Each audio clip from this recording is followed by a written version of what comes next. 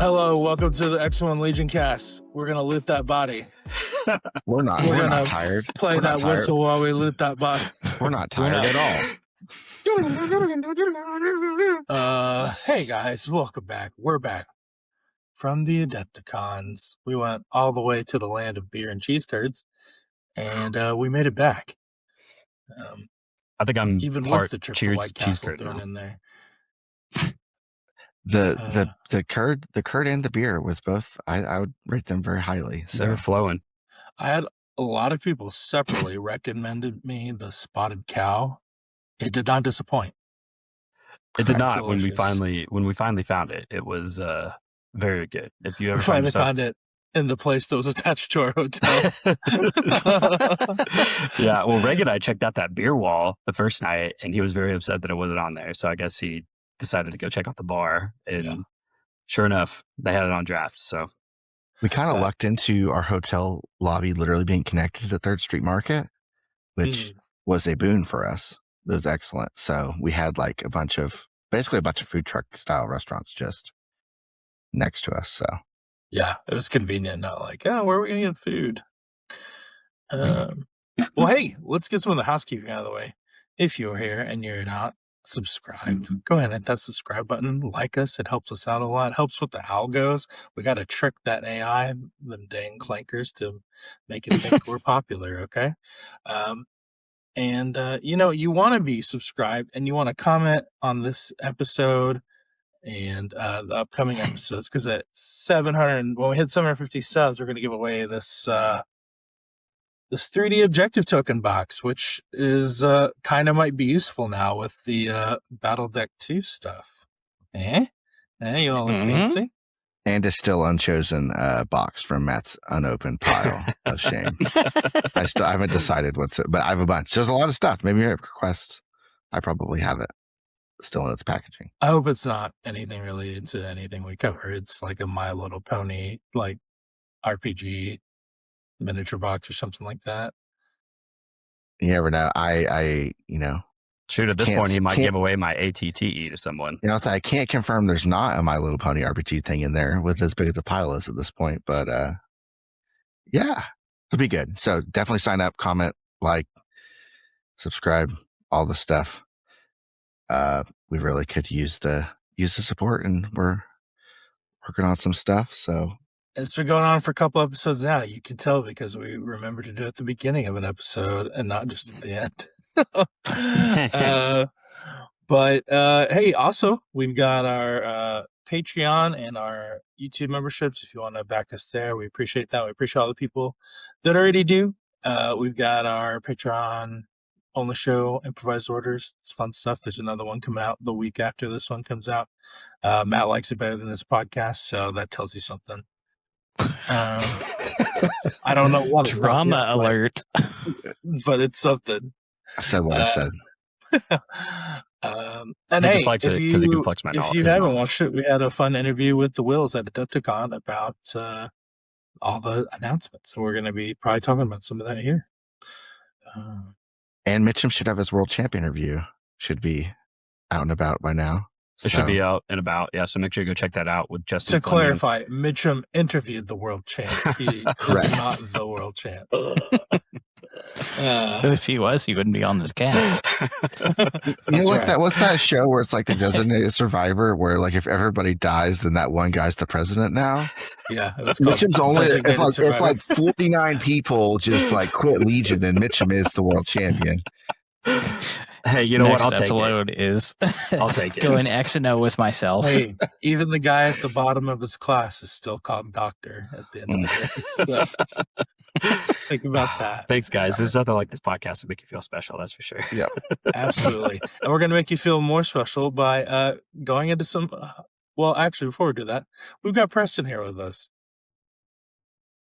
You might remember Preston from such episodes as Adepticon 2025 or that one time Matt couldn't make it, Preston hopped up and helped us out. Or that one live hobby hang, Preston kind of showed what he was painting.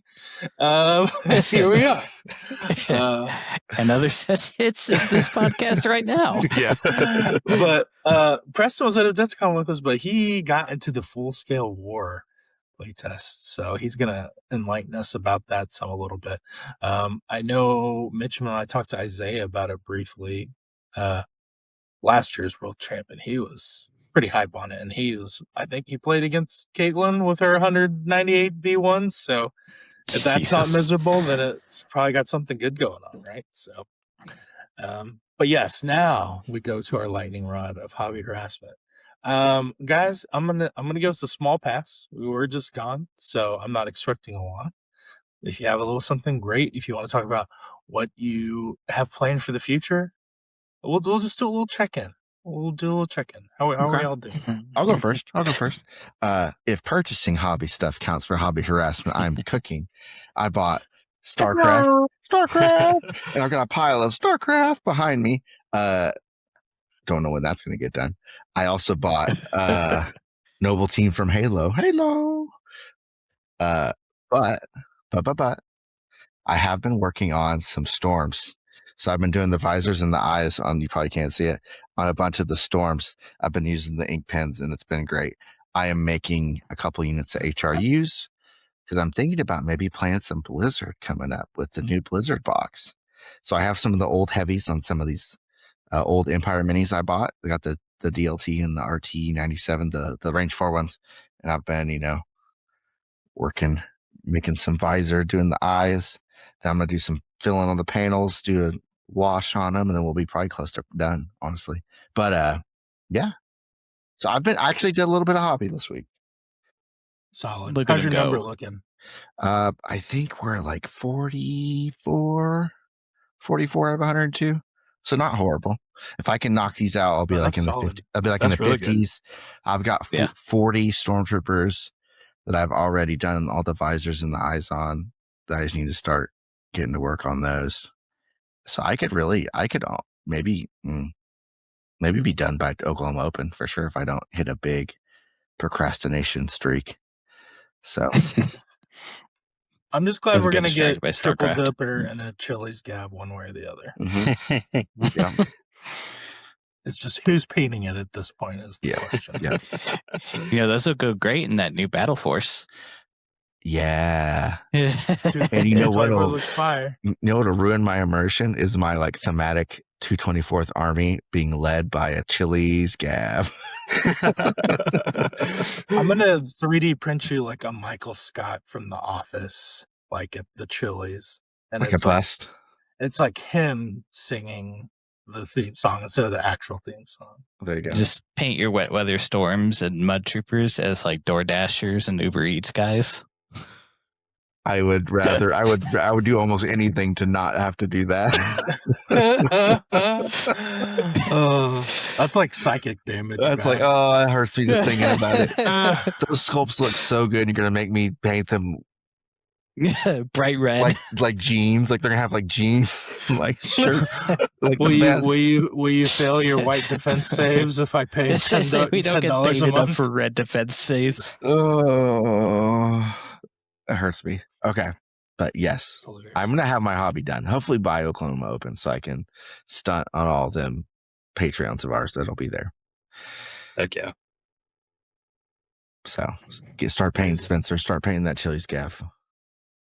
Speaking of Oklahoma Open, I'm just going to derail us just for a quick second because I don't have anything to hobby harass. I know. I'm sorry, Randy. I'll stay on script. I'm sure. Well, give us your number. Give us your number. So oh gosh, what is my number?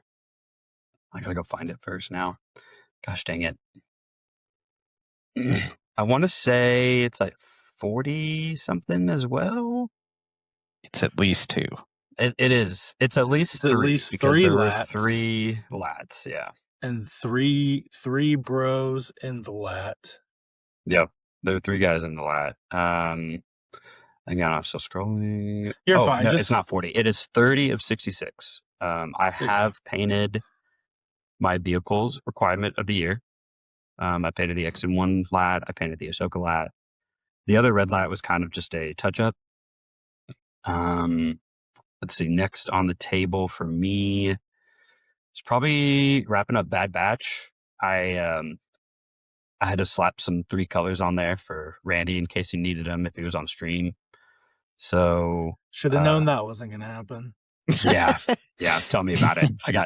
You jinxed him. I got pulled through the ringer on that one as well. So yeah, I'll probably wrap up Bad Batch. I got a little bit more carried away and put more than 3 colors on them, so they're pretty close to being done. I think I just have Tech and Omega left.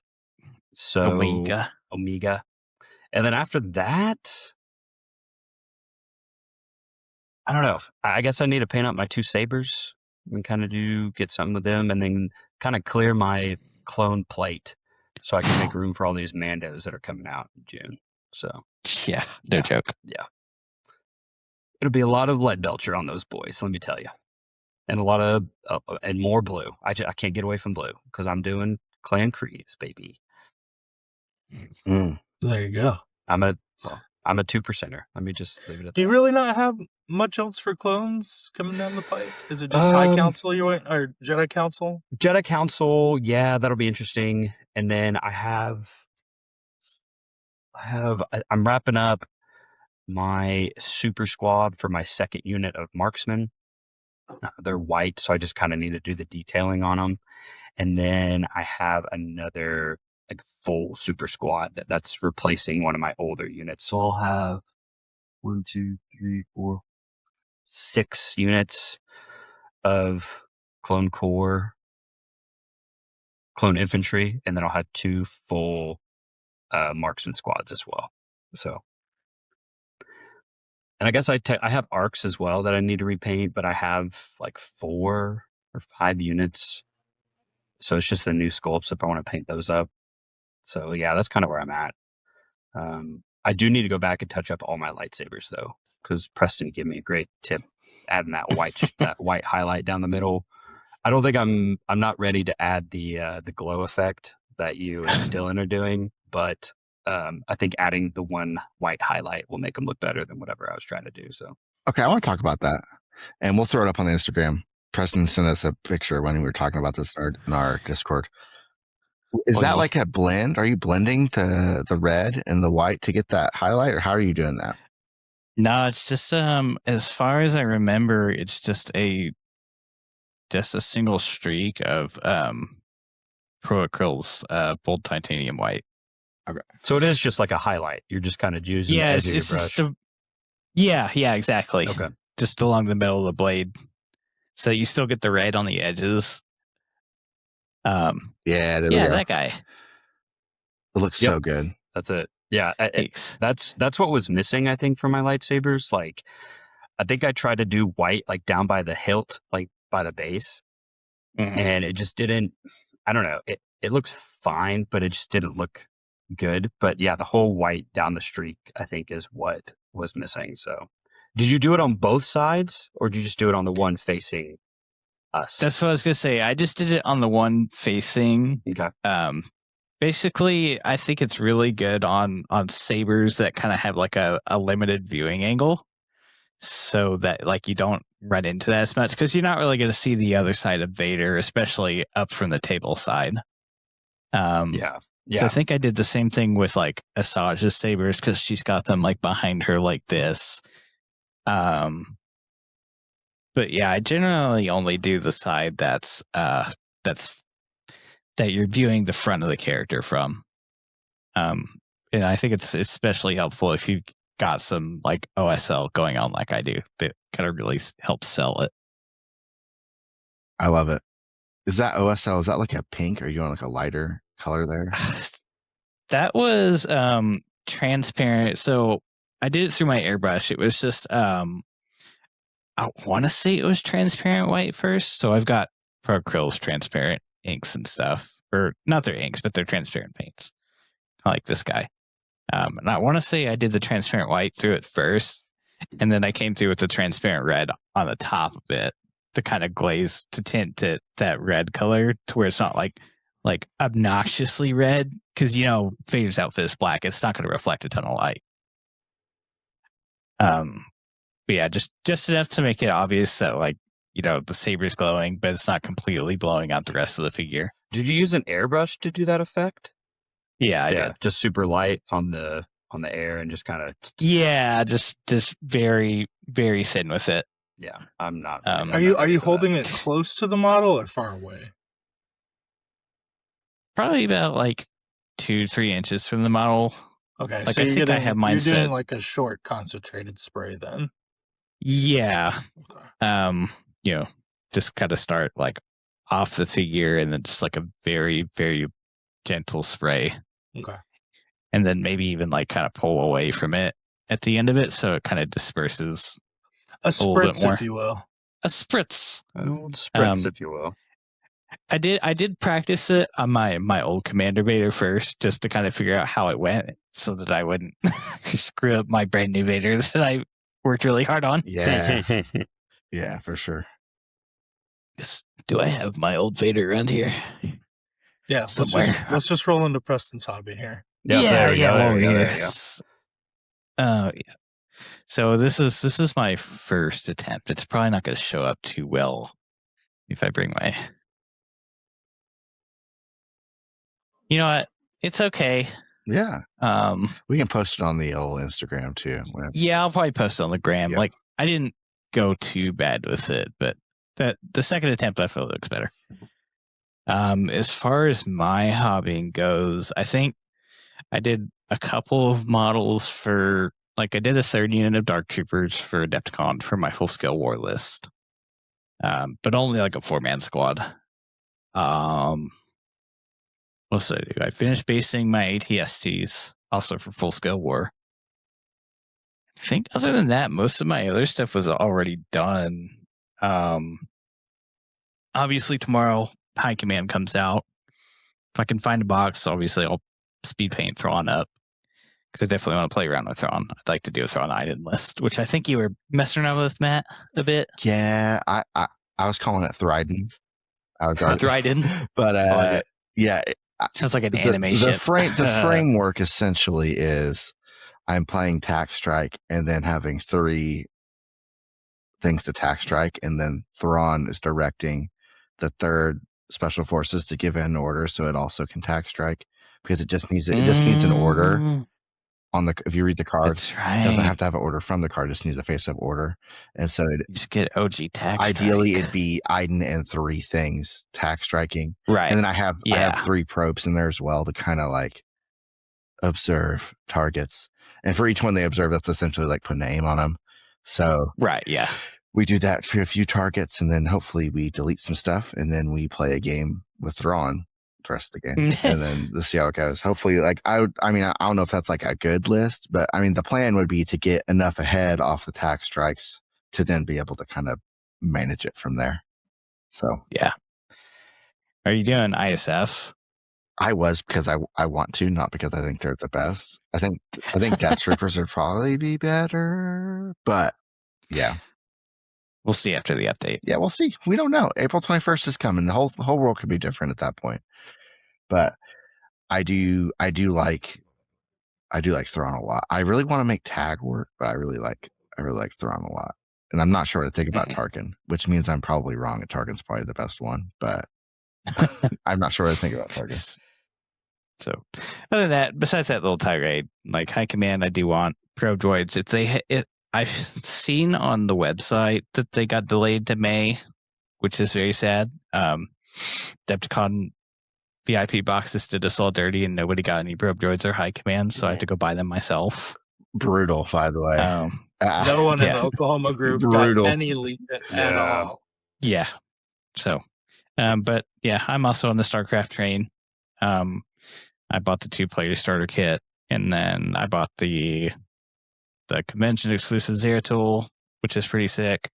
And then I've got both of the Terran and Zerg Wave 1 releases, which is the Goliath, which is kind of a pretty sick mech, and then the Hydralisks, which are basically... They're the ranged guys. They're the ranged. Yeah, ranged snake guys, more or less. I love them in Brood War.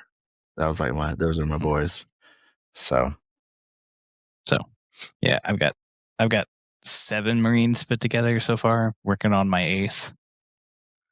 Try to get through them, see if I figure out any like little tidbits or ticks and trips I can share with people, and then I'll probably actually, because I think I'm probably gonna end up playing the Zerg. oh, really? Perfect.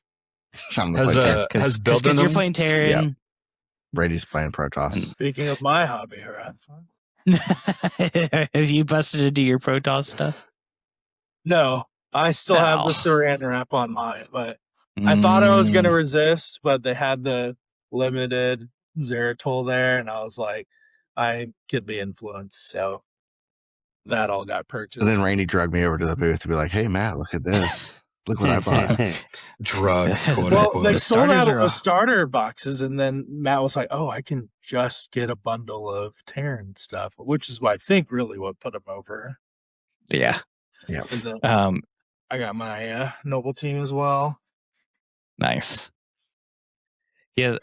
Honestly, the assembly's been great on it. Like the sprues are really nice. They're all colored for each faction.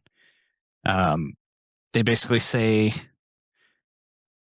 which sprue they are, what numbers the parts are. So you get little arrows to point to which part is which. The sprues all feel really nice. The instructions are great. Okay. I mean, they've got like all sorts of build options and poses for them. They say, hey, this is You guys the remember alternate what way the to do it. To come in the box, guys. Yes, Yeah. Remember yes. paper instructions? But yeah, they've got like that, and they've got like, hey, this is important. Don't miss this, and like just like all the attachment points and all the optional accessories are laid out. They even tell you like what all the sprues look like, and what the base diameters are. I miss instruction booklets so much. Yeah, so To bring it back to Legion a little bit, you were holding one of the clear plastic sprues there. Oh no, that was a blue one. My clear plastic ones are blue in my box, but they for each faction they did like some clear, like translucent plastic sprues. And I bring it up because this wasn't an on-camera discussion, but I bought my Protoss box, and then I was walking over and watching the Legion table because they dropped the Nightfall Anakin mini. And me and Mitchem were like, "What mini? What are you guys talking about?" And Will Schick was there, and he was like, "I'm interested to hear what your thoughts are on the Protoss or the StarCraft game." I guess because there's some people in the office there, and then we were talking about some of the clear plastic sprues and stuff like that. And all I will say is, I feel like they have given it a lot of thought because he had a lot of thoughts on in the processing of it. So. I don't know. I'm sure there's definitely a cost to it. It sounded like, but I think so. I think it is a cool thing they would like to do at some point, but I'm sure it'll be like a when the time is right kind of thing. Yeah, I feel like they probably got to be pretty limited with it, like either for like heroes or like, excuse me, like convention exclusives. God forbid, but if they're going to go that way, then might as well commit. Yeah. No, it's interesting, and they do show a lot of interest in like seeing what other competitors are doing and that kind of stuff. So I do really like that. And if you're worried that we've been talking about StarCraft for 10 minutes, I think it's optimistic for us to think that we're going to get any kind of meaningful games with StarCraft just based on the time that we have for hobby in general. So don't worry. And to be fair, the game itself doesn't actually come out, I think, for another 2-3 months. I know pre-orders are going, but I don't think they'll ship for at least another 2 to 3 weeks. So it'll be a while before we even get more community games here besides outside of us. Yeah. So, I never realized how early that was. Star Wars Legion number one. If Black Bass had hooked us up with Hauntons and Imperial High Command, we'd be showing those up. You know what I mean? Yeah, I mean, what can you do? Yeah. Them's the breaks.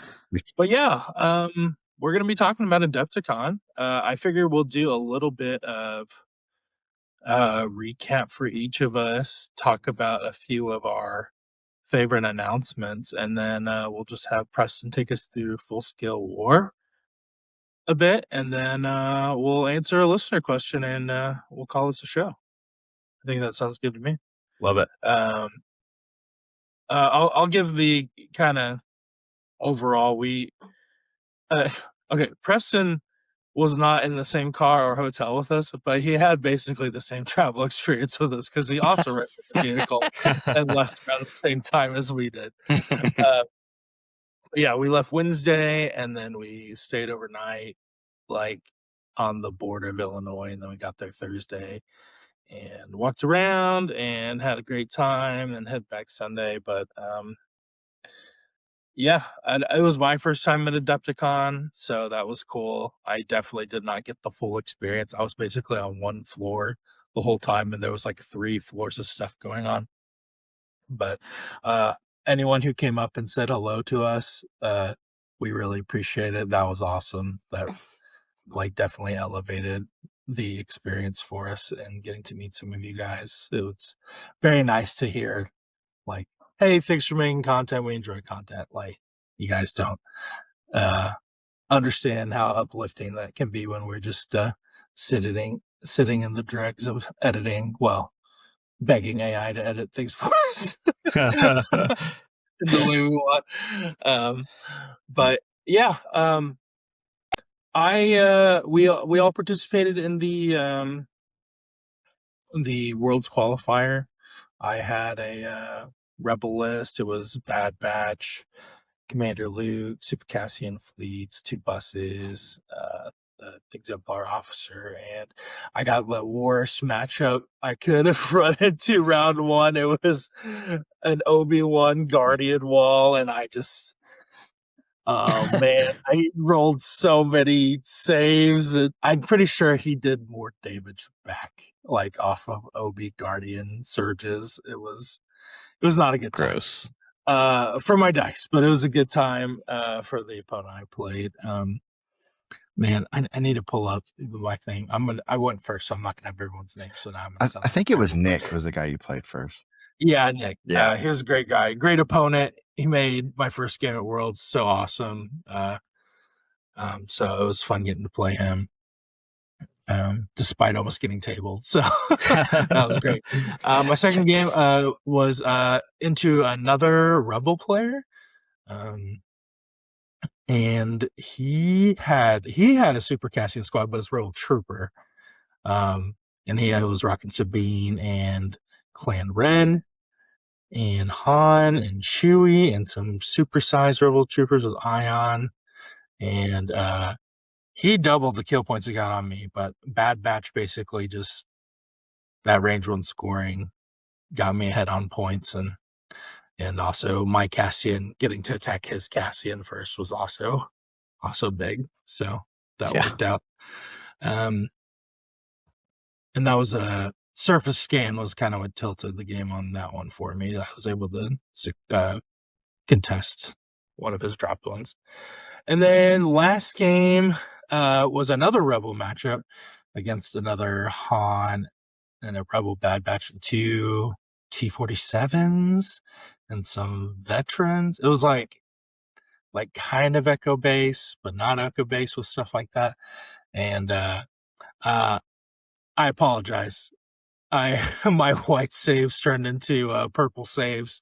I had 5 faces on it. My white attack dice, like if I got dice to my first game, it like super flipped that last game. Like I have never. I think I like rolled the Cassian attack, and I probably had like 16, 17 paint on my dice without a name. It was wild. Good grief! Wow. But maybe that's what Brian Bear does. Maybe he's just like, oh yeah, I just walk up and delete something. I was like, is this what he does? Because I can't make that happen on a consistent basis. I think there's a skill component, but yes, maybe. Well, if the skill component involves rolling dice, I do not have that skill. But yeah, no, great opponents is fun. I don't remember what ended up not good enough for day 2, but that's okay. It would have been kind of inconvenient if I made day 2 with the other stuff we had going on. So, but yeah, it was good. I'll go next. Yeah, we'll save the good stuff for last. I brought Empire List. I was waffling very badly, like right up to like week of almost. So I didn't get a lot of practice, which did come back and bite me. Turns out practice is important. So first game I played Tempest Force, 3 ATSDs. I was running 5 Ion Snows, Darth Vader Scouts, and then a Flamer Snow and Din Djarin. So I saw 3 Tempest triple ATSD and I was like, yes, this is great. So an ATSD came out early, because I bagged stuff. And so I just lined up 5 Snows and just like shot it a bunch. And he didn't roll great saves. I was rolling, 2 to 3 with the Ion. So pretty much I just did that a bunch and flipped a bunch of ATSTs and kind of got on the point. So started off good. Second game I played Travis, our local Travis. So I had a local game round 2 Worlds. Are you talking about where is the Tauntaun? Yeah, where is the Tauntaun? Travis. The Tauntaun master. He was not running Tauntauns. He was running double bus. And this is where practice would have been good. I misjudged my ranges on the buses. And basically his buses, I think it was, the buses stepped up and 2 quad gun shots did like 8 wounds into 2 separate units of Snows. So I lost my ion guns in the middle of the map, which ended up getting me later because I couldn't kill that middle bus quick enough because I didn't have my ion guns. And then the thing that really got me is he scored secret mission with Cassian fleets. So the saga of pain against Cassian fleets continues. I shoot it usually, so they usually flip it. So it just slipped my mind until he scored it. And then, so I lost 9-8 on that one. And then the third game, I got my Callus Flamer too far forward against Ewoks and got it deleted by the Slingers, which is the thing still. Was it like a super slinger? 3 of them, shot? 3 super slingers. Oh. So they got, yeeted and deleted. So I did not get the flame. I did kill. So I lost the game. Kyle, Portland outplayed me. Congrats, GG. I did kill Princess Leia, Logray, and C-3PO. So I feel like I did get the heroes at least. Did you get that bounty? No, dude, I did not. Did you collect bounty at all? Oh, man. That's another goof on Matt. Matt forgot to put his bounty out that game. So that explains it. I wouldn't have mattered in the grand scheme of things. In that game, I was losing either way, just because of the way turn 1 went. I was really missing, range for shooting or longer range shooting. So I was having to close, which Snows is great to close because they can steady. But I just really, if I would have had a little more standoff firepower, it probably would have been a little helpful. So it's really hard these days to bring a list without any long range shooting. Yeah. So just because you don't know what kind of table you're going to walk up to. Yeah, tables were great. I didn't have any problem with the tables. Ewoks were really solid. I haven't played against them a ton. I've played against them some, but still the Slinger Supers are still ridiculous. And it was good. So pretty much I got Callus out. He was kind of hurt. I was going to maybe have a position where I could get him in to do the flame, and then I did the log trap right away, and I didn't save out, so he died before he could get in there. But Vader did work. Pretty much. So I lost 2 games because I made mistakes and got outplayed. So I feel like I deserve that with my level of preparation. So not upset about that. Did get a win, so I guess that's something. So I'll take it. But no day 2 for me either. Preston, do you want to talk about your day 1? Yeah, we can go through that pretty quick because I was also 1 and 2. I played Remnant, but not like typical, triple dark abuse the pass button Remnant. My list was Gideon, Stormtroopers, T-21. And I had Shores with the HH-12, 2 Scouts with the T-21 and March, and Transponders, Death Troopers with rocket launcher, And then I had 2 E-webs with the suppressive generators, and they did a good amount of work for me. And then I had 2 dark troopers with the double heavies, as we did back in the day before they went up 20 billion points. Yeah. They're so expensive. And then somehow went back down 30 points. So my first game, I believe his name was Randy. He was a super cool dude. Wookiee Defenders was basically Wookiee shooting gallery.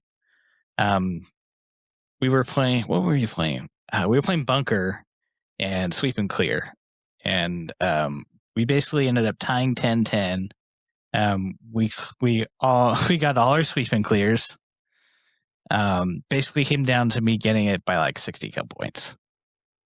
That's awesome. And respect to the Wookiee guy. yeah, it was super cool guy. I believe he was from I want to say San Diego, or it was definitely California, like Southern California. He was a super nice guy. Forget the name of my second match. He was cool guy too. He was also he was playing Triple Dark Remnant. And that game was very winnable, except for me being, in analysis paralysis and slow play, leading to 15-minute warning going on to his very last activation. And basically I just needed to kill his last Dark Troopers to get the kill points in the marked target there. And then he had another Death Trooper that I could have gotten kill points off. And so we were playing Recover and marked targets. And I think that ended up being like 7-5 or something, but it was super close. And then my third round, again, I'm super bad with names, but he was a nice guy too. He was playing Vanilla Empire, basically Op Vader, and then I think he had like 5 stormtroopers with HH-12s. Let's go. It was a lot of impact. But basically that ended up, we were turtling super hard because it was intercept transmissions. And so I was trying to stay back so he could only take cumbersome shots at me with the HH-12. So he was maybe getting like 1-2 if he was lucky on impact saves. And luckily I was making most of those. And basically ended up coming down to the left point where basically everybody but my Dark Troopers and Gideon and I think my Shore Troopers, they were just hanging on the side, but it was basically both my E-webs, or at least one of my E-webs, my Death Troopers, my Scouts, they were all on one side, and I think it was his Callous Riots and Op Vader, because my Scouts went and deleted his 2 Scouts that were in there, because that's what T-21 Scouts do. And that ended up being a case of where I think turn 2 or 3, I ended up building just this gigantic standby castle with all my stuff over there. I basically wasted his implacable turn.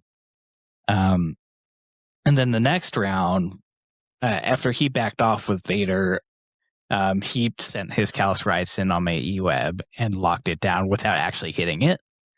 So basically it was stuck in melee, and big base kind of helps prevent me from contesting it. And I was an idiot and was like, okay, well, I'll charge the riots with my Scouts, but they had a standby. And my idiot self was like, oh, well, my charge will go off before his standby goes off. That's incorrect. And that has never been the case. And so I don't know why I would ever think that's the case, because apparently that wasn't even the case in Legacy Legion. Because my logic was, okay, I'll charge the Scouts in, smack him, maybe kill a guy or 2, then his standby will go off, and my Scouts will probably die, but then my Death Troopers can charge in because they also had March, and 5 Red's probably going to do a good amount of damage to him. But no, his standby went off and killed 4 of my 5 Scouts. So it's like, okay, I'll just go lose the game over here. Yeah. Well, realistically, what I should have probably done was try to build another standby castle to keep Vader out. Because I'm sure at some point, like if Vader had gone in on his implacable turn, he probably would have died, because it would have been 2 Scouts, Death Trooper pistols, E-web, like all going off at him. So basically, just second game was me playing slower than I should have. And then third one was just me being an idiot with rules. So yeah, moral of the story is, practice. You should just practice so you know what to do. And you also don't make stupid decisions. So don't BS. Play your lists at least a couple times before you go. That was it. I had day 2.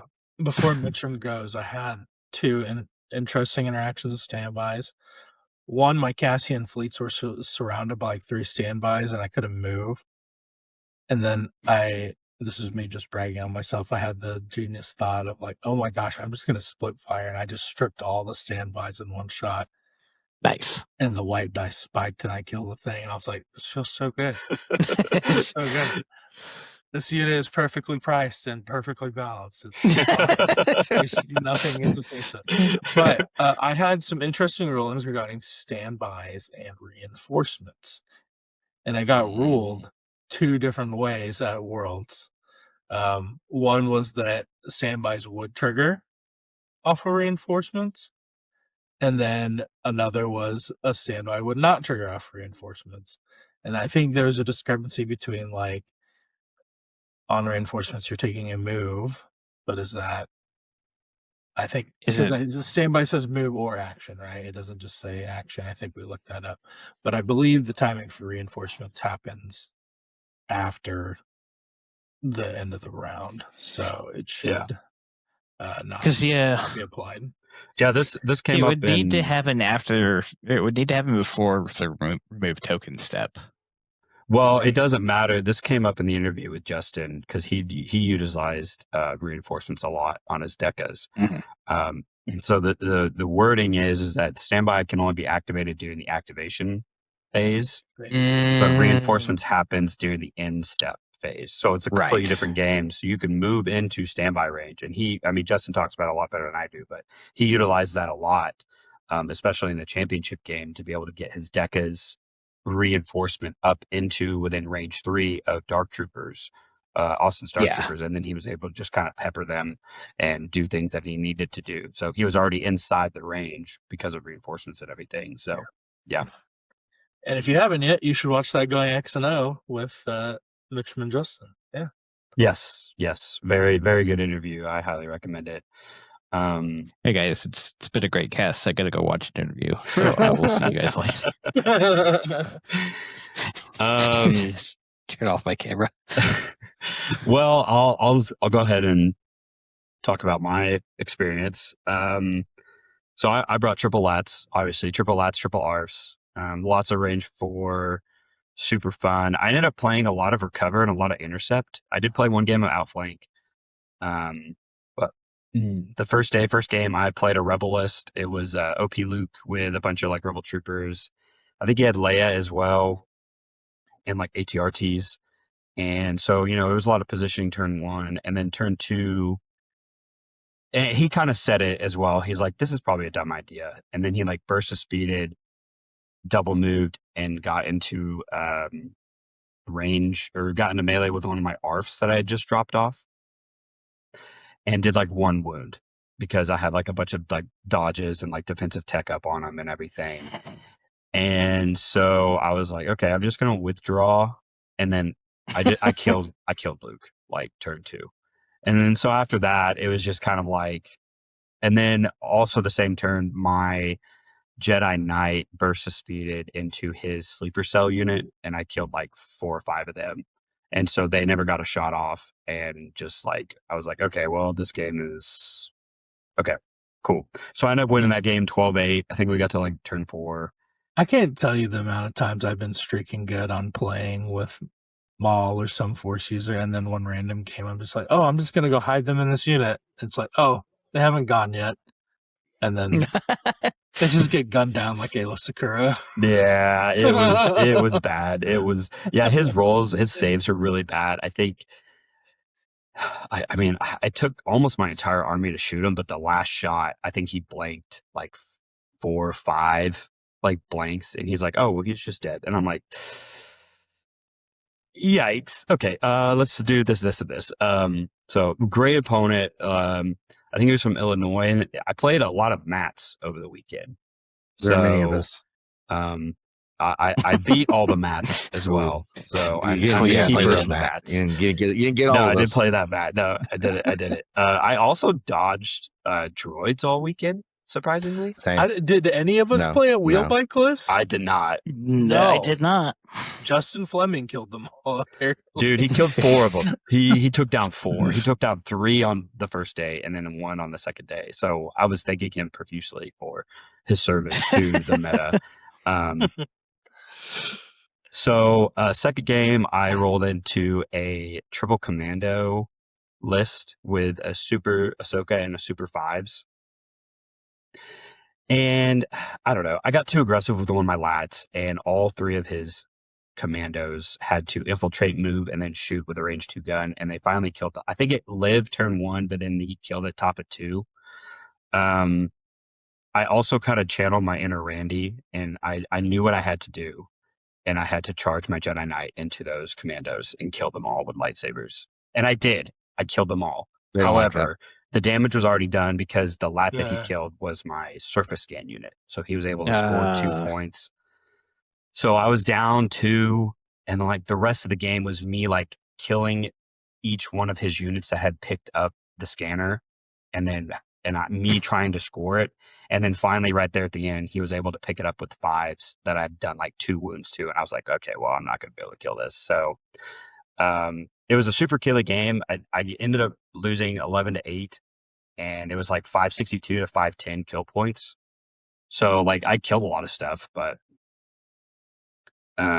so yeah. And then the third game, I ended up playing in Imperial Remnant.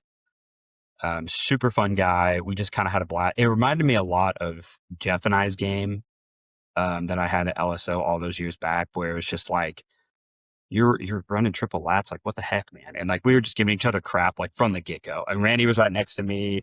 It was a great game. That guy was fun. And he was, and like he had a shore unit, and like his unit leader was like in a beach chair with like swim trunks on, like with his feet in the sand. And it was like, okay, like this guy's super fun. It was interesting the way he kind of deployed his darks though. Like he kind of deployed them off way to the sides, like separate. And he never played the teleport card, which I thought was really interesting. But I was able to kind of pepper down one of his darks to where he just had to hide them, so I couldn't get the kill points. So I was like, okay, well, that one's worthless. And then I ended up winning the other flank that he had Shores and another Dark Trooper unit on. And I was able to take the middle because I killed deaths super early. Sorry, Preston. That's the first thing I kill is Death Troopers. I mean, that's how they go, man. They either save or they don't. He was like, yeah, these guys just suck because they don't save. He was like, they're surging red, and then he rolled like 4 blanks, and I'm like, I had some really good rolls in that game too, and he was just like, we both had some like back and forth, like we were having a great day. So I ended up winning that one 9-8. Another heavy kill point game for me. The guy I ended up losing to round 2, he ended up getting 3rd. Overall, he went 3-0, got 3rd overall. So my SOS was really high. And by the end of the day, by some miracle, I was in the top 56 players from the qualifier event that qualified for day 2 of Worlds. Was not expecting it at all. Like totally shocked. And Reagan also made it, who drove up with us. And so we get up like 7 a.m. and we're ready to play 4 games of Legion all Saturday. I thought Saturday was just going to be my chill day. Like I was going to be able to check out some vendors, like do some stuff here, do some stuff there. But nope, I got to play 4 more games of Legion, which I'm never going to complain about because it's awesome. Let's see, my first game I played was Travis Shadow Collective. So I played a lot of I got to play a lot of people that I've had a lot of interactions with online, but not face to face yet. So it was the crit to block versus the X-1 game. I had a lot of fun. It was Shadow Collective. We played Outflank. I don't know. It kind of became the same thing of where we were fighting over the secondary, and I kept killing all of his Mandos, and I killed Maul. I killed all of his Mandos. I killed a bunch of Black Suns. Like I killed 757 of his army. But those dang swoops, man. he vanguarded all the swoops. He was red player, and he just put them all over there. And so he was scoring like multiple points the whole time. And I could just never catch up. And my lats could never leave my vanguard area because they were securing it and trying to deal with the Mandos. So I was never able to go to the middle of the board. So he ended up getting that one. Did you vanguard all 3 lats? I did. In hindsight, I probably shouldn't have done that. Yeah. I probably should have I do think that's not the play on Outflight. I should have just done 2. Yeah. And then 1 should have gone in the middle to help me deal with the Black Suns. I also did a risky play where I played my Jedi Knight 1 pip to give him a standby and an aim and a dodge. And I activated something else. And then he activated a unit of like 3 or 4 Black Suns left and was able to kill him because my Jedi Knight had 1 wound on him. So that was a mistake as well. I had a chance to get a lat in to his back point to like tie it up to maybe force another round, but the lat it couldn't get there fast enough. So really fun game. The crit to block guys are super like analytical about like dice rolls and stuff like that. I really noticed there's a pretty big difference in our play styles. Cause I'm more of like a feel guy. Like I tell people all the time that I'm pretty good turns 2 through 4, but turns 0 and 1, I'm not very good. And then, multiple times Travis Matt's probably the closest one on the cast that's a numbers dice guy. Him and Richard. I think Richard is pretty. But you and me, we are. Yeah. We go by feel. Yeah. I'm more of a. I'm going to respond to how you respond and stuff like that. I never like to be counted out. So it was a really fun game. I can't wait for our rematch. I'm super glad he brought Shadow Collective. Ended up getting top Shadow Collective because he was the only one, but my next game, I got to play the glorious Teska in our Discord, Joe. Fantastic dude, great game. We played on a great Hoth map. He was running a Yoda, another triple, or I think he had only 2 commandos, Gar list, and yeah, he kind of got diced a little bit. I was able to just kind of sit back and pick things off at range 4 and just slowly kind of whittle him away. And finally, I ended up going up on points. We played recover again. So he couldn't really do anything to my lats. I don't even think he killed 1. He had some ARPs like bouncing around all over the board. But definitely inspired me to play some Yoda later on. Super great guy. Highly recommend if you can play him. He's on the Guard Discord all the time in the channel, talking, chatting. So I won that game. So I'm 1-1. I'm like, okay, feeling pretty good. I was like, okay, maybe I'll go 3-1, for Worlds. And then I get to the next game. And man, this list, I played Lord Corey from Seattle, one of the PDX guys, I believe. PDX, thank you, PDX guys. Super great guy. He had just lost his game before, and so we were just kind of like, having a good time. Teska bought me a beer during our game, so I was like, sweet. And then like halfway through our game, Zane walks by, and he points at my beer, and I was like, yeah. And I was like, what are you doing? He's like, oh, I'm going to get a beer. And I was like, well, you better come back with 2. Like half joking. And he shows up like 10 minutes later and hands me another beer. And I'm like, okay, well, this game's over. Cool. I'm just going to have a good time now. And that basically explains the rest of Mitchem's day too. Yeah, pretty much. It's all downhill from there. But nothing against Corey. His list was fantastic. It was a 12-act Anakin Padme list with triple barks and like a bunch of like marksmen and clone infantry with just like heavies. And so I had the option to play Outflank again. However, I just kind of had a bad taste in my mouth with Travis on Outflank, and I didn't know if I want to play that again. And plus, he had triple barks. And I was like, well, okay, triple barks, triple swoops, like same thing. Triple naked barks, by the way. So my options were flip the primary or flip, bring them to heal. Well, I opted to flip the primary into recover. And I was like, okay, bring them to heal can't be that bad. I'm a clone. Like, I'll be fine. Boy, was I wrong. Because turn 1, he was able to suppress all of my units that could take suppression. So he got 2 points at the bottom of 2. Then at the top of 2, he panicked one of my clone infantry units, so got another 2 points. So he's up 4-0 right now, before even the primaries have been scored. He then proceeds to move some barks on, contest 3 labs, and my units still have more suppression than his units, so there's another 4 points. And then he proceeds to do that turn 3 as well. So our game was over by turn 3 because it was 12-6. So, and again, another game where I killed more than he did, but it didn't matter because I don't even think he shot at the lats because it just didn't matter. He dove Anakin in. Anakin did his choppy chop woohoo thing. But it was just like, it was bad. I was just totally not prepared for a 12-act Gar list. And just, I lost that game on turn 0. So I think he ended up going 3-1 though. So good on him. So I'm sitting here. So my game was done like super early. So I'm just like walking around, hanging out, meet up with Richard and the Crypto Block guys. We're chilling. I've got 2 24-ounce beers in me, having a good time. And Richard's like, hey man, like, how'd your game go? I was like, oh, not good. What about you? Oh, not good. I'm 1-2. He's like, oh, I'm 1-2.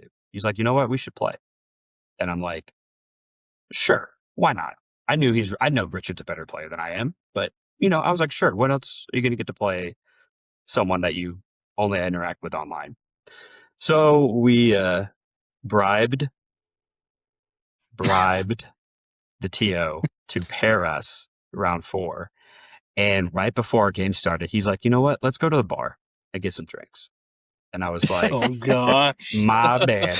So we went to the bar. He got like a rub and Pepsi. I got like a jacket, or I got like a Jameson and Pepsi and stuff like that. And he's like, all right, let's chug these and let's play. And I mean, that game was so chaotic and so just like, it started off where, we're okay. Well, let me say before you get into it, I walked up to the table, and this was like a Camino table with like tentacle monsters on it. Yeah. But like Vader was fighting your Jedi, but it was like almost in your deployment. And Yeah. also, Tell us how this Richard looked happened. angry at you. He was. Yes. He was. So it started off very friendly, very cordial. You Robert Pattinson him on the duel. Yeah. So he's going in his bag. He pulls a core, and he has a Callus Riot Flamer Squad, I think. And he's like, okay, I'm gonna move him because there's like a central walkway through the middle of the board, and we were playing intercept and recon mission. And I had prepared position my Jedi right on that same center walk, and he's like, oh, I'll just move these guys in the middle. That'll be a good play, kind of half joking. And I was like, yeah, cool. I'll meet you in the middle, kind of hinting at my Jedi Knight, He's like, oh, okay, cool. Yeah, great. So he double moves them onto the board and kind of coheres them to have a little bit of cover. Well, over the next like 3 or 4 activations, I proceed to not meet him in the middle and shoot off his riot squads with my lats and my ARFs before they can even Dishonorable. Dishonorable.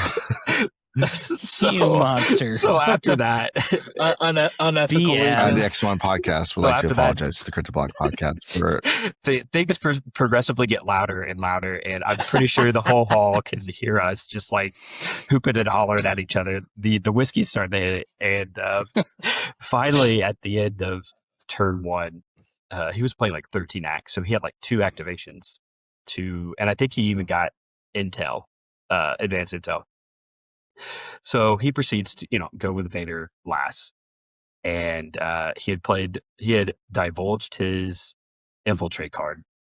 I don't remember which one it is. And he draws Vader, and he kind of looks at me. He's like, all right, I'm about to show you what this list is all about.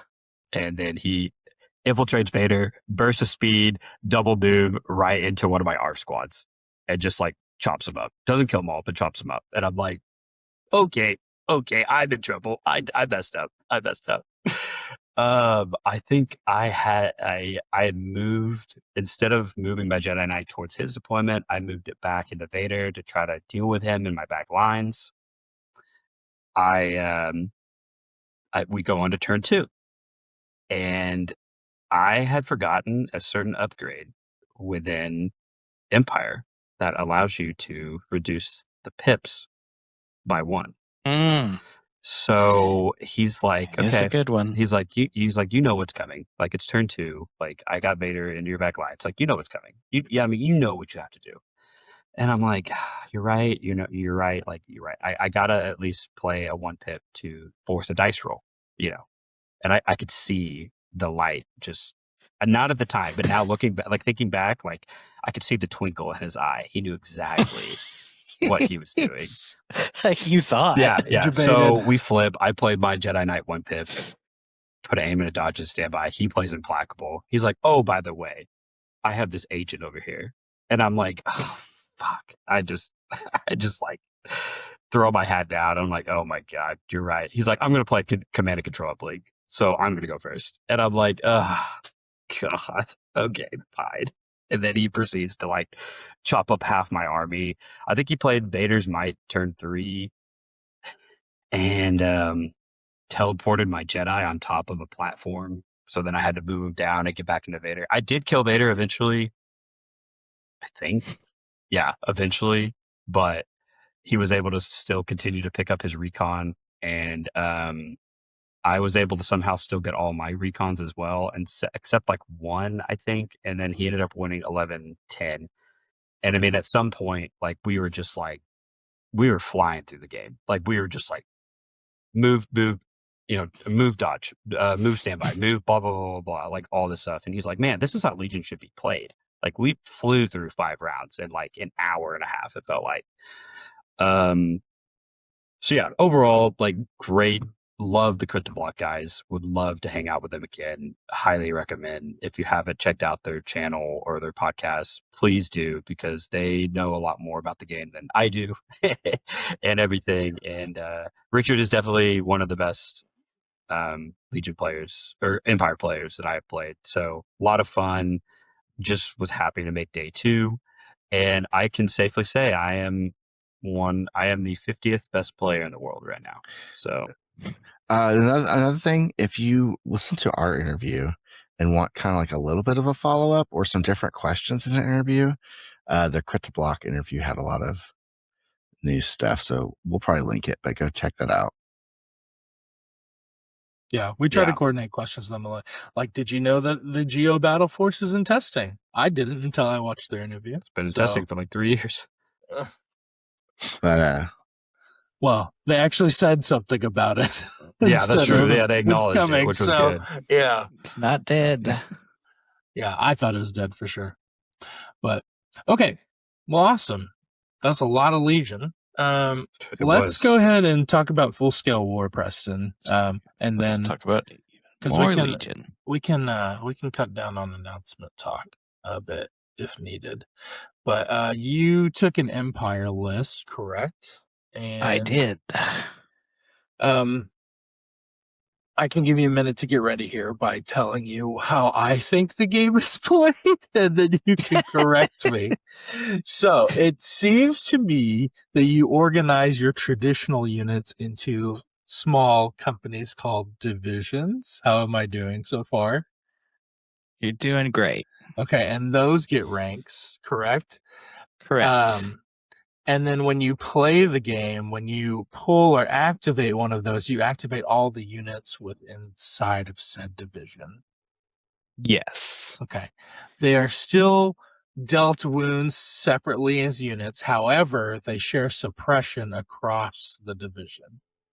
That is correct. Oh, I'm cooking voice. Look at this guy go. There are do you bring normal command cards still, or was it just the special command cards? Yeah, so you can none of your own command cards. I was very smart, and I made a bunch of notes from what I couldn't remember because I was not smart and took 0 pictures. Oddly enough, I think I took a picture of your game. I hope so.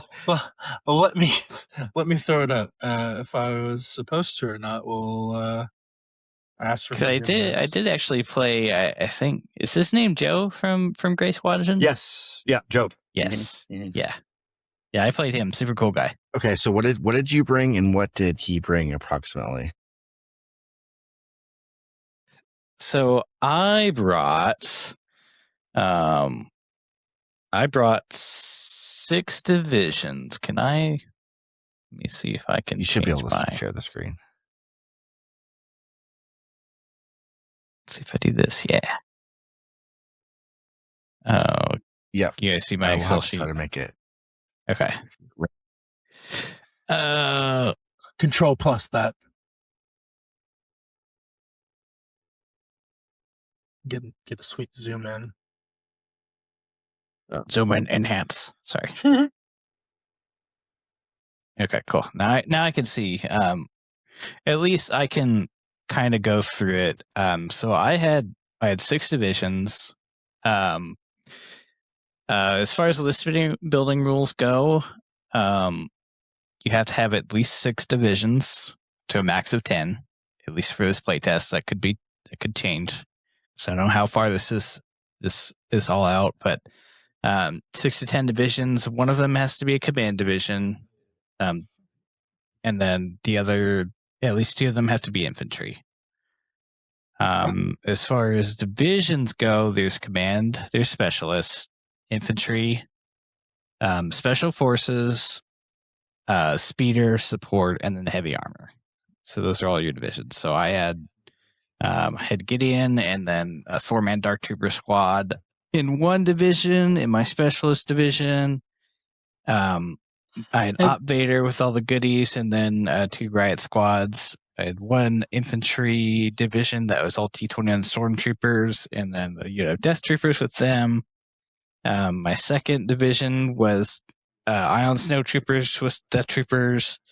My first heavy armor division was 2 ATSTs, and then stormtroopers with an R4 and Del Mico, so I can get that repair, which did actually come in clutch. Basically prevented my second ATST from dying the first round. And then my other heavy armor division was my 2 5-man Dark Troopers, and then a unit of range troopers with the DLT. So. And this was 2,000 points? 2,000 points on the dot. Okay, and then did the points have to be divided any particular way amongst the divisions, or? No, I don't think so. Okay. Just as long as all your divisions, you have 6 to 10 divisions with the specific requirements, and then just not over 2,000 points. Specific requirements meaning like you have to have certain kinds of units and specific kinds of divisions, or? Right. Well, okay. Yeah. So I know the command division is 1 commander. The commander has to be the division leader, and then I think you can either have 2 core / special forces, or you can have 1 support or heavy unit with it. And then operative is a bunch of other stuff. Is like you have your operative, and then you have a couple other options. They're pretty diverse as far as the requirements go. I think the only one that is limited is like speeder division. Obviously, all your units in the speeder division have to have the speeder keyword, and the support division is the opposite. Like you can't have any units in there with the speeder keyword. But I think other than that, because there was a list you talked about with 195 B1s. There's another list with 10 ATSTs. That's not a lot. I love it. Yeah, that dude was ready. So what did you play against? What was your opponent's list roughly? Joe was playing a Gar list. I know he had Anakin. He had Cody, and then he had hodgepodge of clones. I think he had 2 ARCs, and I think 2 ARVs for sure. His heavy hitters, he had 2 saber tanks with the beam weapons. Ask me how I remember the beam weapons. And then he had an ISP, also had the beam weapons. I'm guessing it was a very target-rich environment for beam weapons. Yeah. Honestly, with the way suppression works, which we could get into in a little bit, beam weapons are very good. Okay, so we only play. Does the beam? It still goes between units. It doesn't go between divisions. It goes between units. Okay. Correct. Yes. but you can target different divisions with it. Okay. You don't all have to be in the same division when you beam. Okay. I think what I want to do is kind of walk through the game how we would a normal Legion game. Sure. So, for your turn 0, was there any turn 0, or the mission was set already when you walked up to the table? So the mission was basically set. We had one primary, and I should take the picture of it. But more or less deployment with battle lines, like old school battle lines, just basically, range 1.5 all the way across the long edge of the table. And then I want to say there were either 2 or 3 objectives. I think half range out, so range 2, spread evenly on both our sides. And then in the middle, there was one in the middle, central objective, and I think there were 2. There's one objective on each side of that, but they were like offset. So like, say this is your middle, you'd have, I think it's like range 1 and range 3, and then kind of the same thing, but up like that way. So it was either 7 or 9 total objectives, and then I want to say the middle objective. So the 2 objectives, or at least the 3 objectives in the middle, each had a die signal, kind of like in like Shatterpoint, where it was like one's marked by a crit, the other's marked by a surge, and one's marked by a block or a hit or whatever it was. And I think they just did that to differentiate them because it only had to do with the secondary objectives, which I can kind of get into. So we had that one primary, which is basically just like, secure the POIs. And if you secure them, you get a point. The biggest difference is the game doesn't, there's no points cap. So like the game didn't end if we got to like 12 points or whatever. It was just basically who got the most points. Okay. That's cool. Yeah. And then, so I assume cover and all that kind of stuff worked the same, but you mentioned Correct, the yeah. question was kind of interesting. This kind of goes back to the list building a little bit. Does a unit have a set suppression, or is it base? Does a division have a set suppression, or is it based on the units within it? The divisions, as it stands now, they all had a collective like, this is your courage amount. So like my heavy armor divisions were courage 4, which is kind of the interesting thing because it means your vehicles can gain suppression and panic, which is definitely something to watch out for. So infinite courage Vader, not a thing. Right? Yeah, it doesn't really matter. Okay. I do recall that the infantry division had a special rule where basically, if at least 3 units have been downable, you get an extra courage level. So I think you go from 3 to 4. Interesting. Yeah. Okay. So I guess you guys just rolled off to see who was blue at that point. Yeah, we rolled off, and then we kind of talked terrain like you do in a normal game. And the way it worked as far as like turn 0 is, we had our deployments. There was only the primary, the secondary objective. There was no set secondary. It was a deck. And basically what you would do is at the top of the round, you'd draw 3 cards, and they would say, kill this unit or secure this point here, or secure the point marked by this that's closest to the enemy territory. And if you meet those conditions, you could play that card and score 1 or more VP. Oh, interesting. So you had like a hand of secondaries. Okay. Right. As far as I know, the secondaries you drew are public information. Okay. So you just kind of have them, and then you can just discard them when you wanted to score points. And you draw new secondaries every round. Is that correct?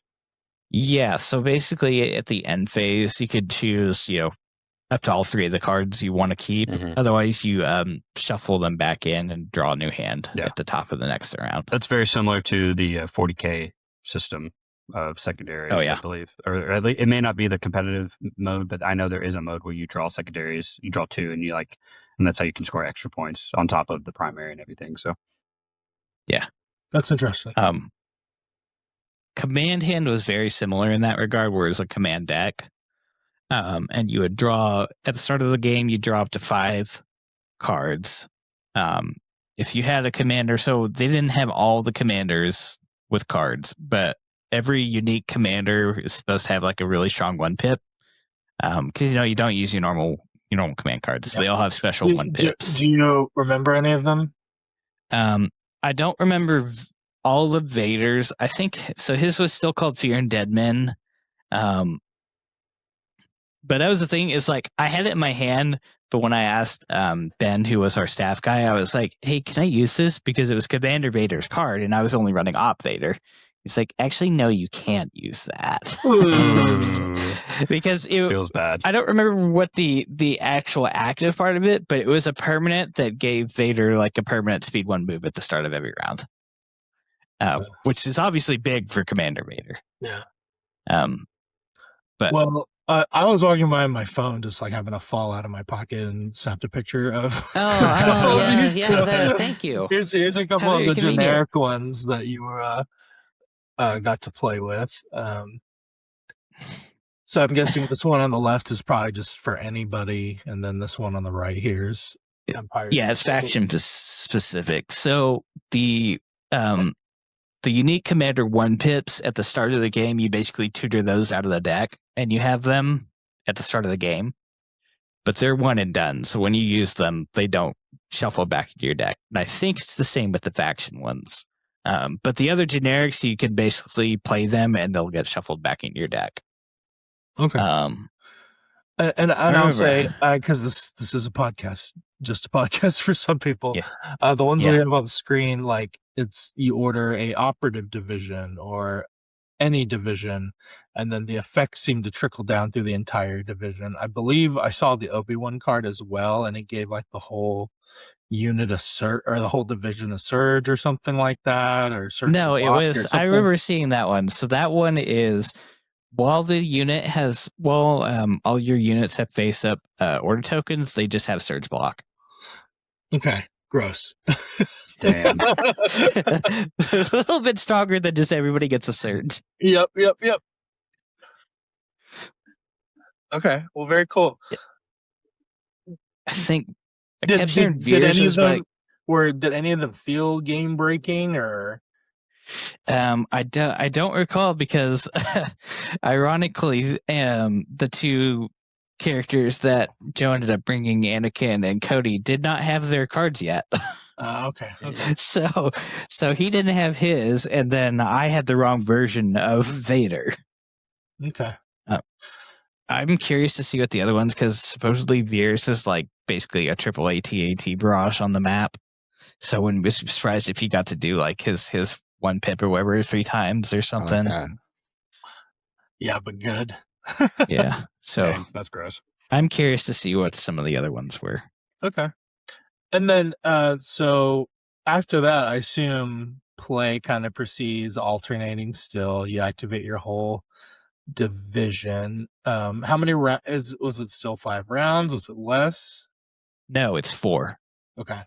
So it's down to 4. The other thing with the command cards is you're playing 2 at a time instead of 1 at a time. Oh, interesting. Oh, okay. So you're still going for lowest pips, but you're playing 2 of them and getting both their effects. Do you add them together for lowest pip? Yes. Okay. Because there are actually a lot of 4-pips. I know I had a 4-pip that was like for my armored division that basically gave them tack strike. Oh. Okay. Which would have been nice if my ATSTs hadn't been dead at that point. Because, it turns out 2 sabers rip through ATSTs. So, did you feel like it played about the same speed as a normal game of Legion?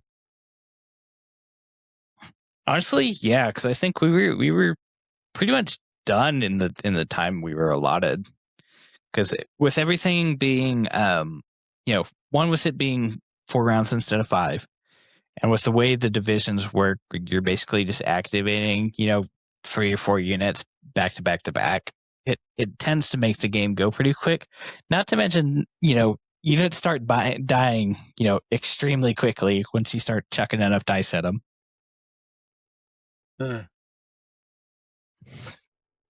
Do you happen to remember what the score of your game was? Do you guys feel like you were scoring a lot of points each round, or? I think so. I know Joe. I think Joe ended up with like 25, and I think I was 15 or something like that. Oh, wow. So Oh, wow. Yeah. So it's way higher. Okay. Yeah. Okay. Because each point is worth 1, and then I think the very middle point is worth 2. So at minimum, you're scoring 4 to 5 points each round, assuming you're playing the game correctly. On top of that, you're playing your secondaries, which are at least a point each, sometimes 2. So it's pretty easy to get double-digit points. Huh. Okay. How did you feel about the table space? I think another part of our quick combo we had with Isaiah was that the table just kind of feels full. I know a lot of times games we play at a current 1,000 points, it can feel like you're playing on a 3x3 or smaller. Does this kind of fix that, and you got to use the whole table on this, or? I kind of feel like you do, at least for my list specifically, having Dark Troopers being, 150 points a piece minimum, because you're taking at least 1 heavy, and then being 2 activations basically kind of cuts down on your model count. But yeah, I could see something like 195 P1s, like obviously taking up a lot of space on the table. I did hear rumblings. I don't know if you guys heard about like a 3,000 point mode that's supposed to take up a bigger, like actually just a bigger play space. Like I don't know if you guys heard that. That's just a rumor I heard. Is this fullest scale war? Yeah. Maximum scale. I know on either the interview with either us or CryptoBlock, I think Will Pagani mentioned something about 2,000 to 3,000 point games when he was talking about full scale war. So he kind of mentioned this 2 to 3. Like so, well, they're still testing. Staff guy. Yeah. Because I think I was hearing. I think it was when you were asking about 3x8 the or league 4x8 going on, Randy, or maybe Eric was asking about it. I can't remember, but there was like some confusion on what the game modes are called, and he was like, "Well, full scale war is 2,000 to 3,000 points this, and then the league is called this, and that's what's going on over there." Oh yeah, Galaxy War. Yeah. Oh yeah. They did also. That might have been in the interview as well. Is that it sounds like they're happy. This might have been the Notorious one, that they're happy with how the playtesting was going. It sounds like this is going to be definitely a mode we're going to be seeing more often, and we'll let the community lead on whether it's going to be competitively viable or just for funsies, I guess. Yeah, I don't think I really heard anything negative about it, and I don't think I had any It sounds like the division mechanic worked really well.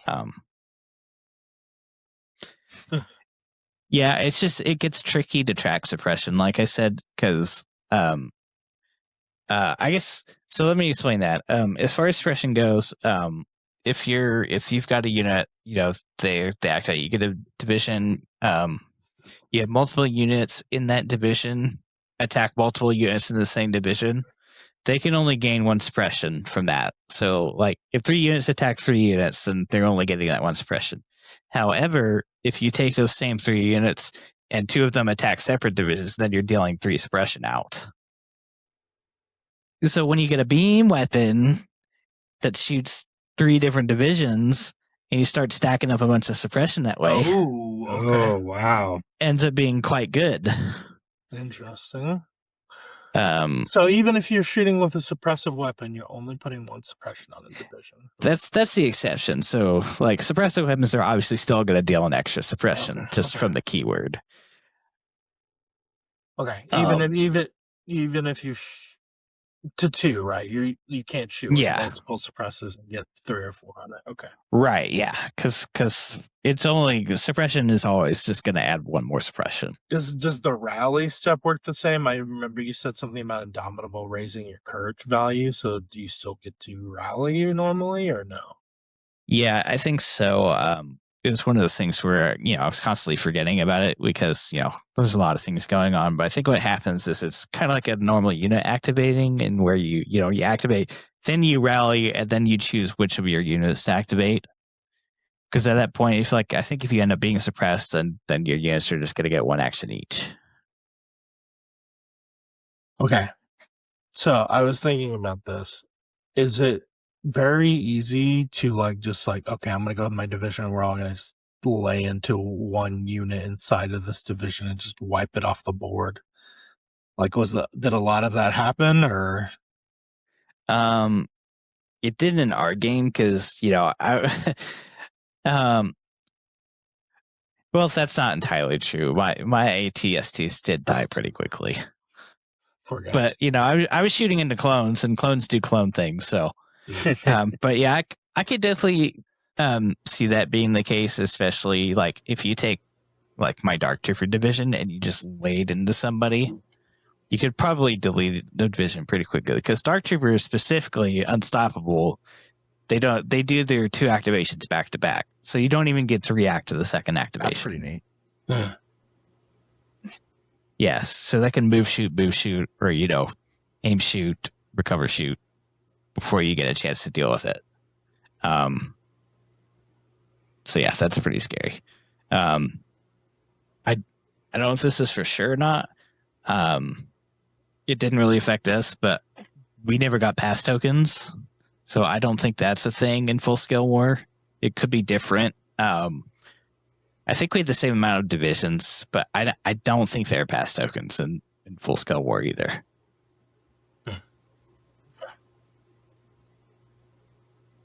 Well, cool. Yeah, the other thing, division cohesion is a thing. So at the start of the game, if that division doesn't have a specified leader, like the command division or the heavy armor division has you pick one of your guys as the leader, you pick one of your units to be the leader, and then all your other units have to end within range 2 of him. If you don't, then that division is immediately panicked. So don't go exploring on your own. But anyway, range 2 is pretty big for cohesion. Yeah. So I'd imagine not being a problem. Is it? Sorry. Use range 2 off of the division leader, or just off of any other unit in the division? Off the division leader. Okay. So you can't train it out super long, but right. I would assume that it's any model in the division leader's unit. Okay. Which I think still follows normal cohesion rules. Yeah. Okay. So you could spread it out to almost range 3 then.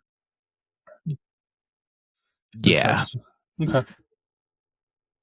I think I tried doing that once, and then I forgot that the Dark Troopers I put with Gideon, I put them there specifically because your non-commander units in the command division get Guardian too.